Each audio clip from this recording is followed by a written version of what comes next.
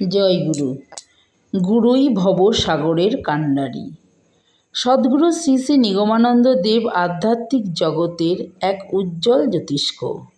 জন্ম জন্মান্তরের পুণ্য কর্মফল নিয়ে তিনি সদ্গুরুরূপে আবির্ভূত হন। শৈশব ও কৈশোর থেকেই তার কর্মপন্থা, নীতি, নিষ্ঠা সবটাই একটা আদর্শের উপর প্রতিষ্ঠিত ছিল। তিনি নির্বিকল্প সমাধি থেকে উত্থিত হয়ে আমি গুরু এই ভাব নিয়ে ফিরে এলেন।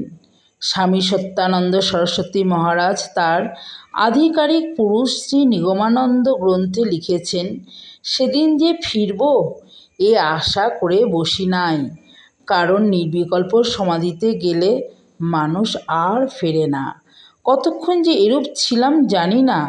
কিছুক্ষণ পরে হঠাৎ একটা দৃঢ় সংকল্প জাগলো, আমি গুরু।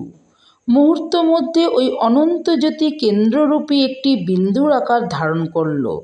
তার ঊর্ধ্বে আর কিছুই নাই, সেই বিন্দুই আমি।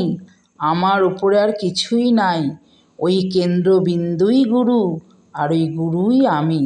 এই গুরুসত্তা ছাড়া আর কোনো সত্তাই আমার থাকলো না।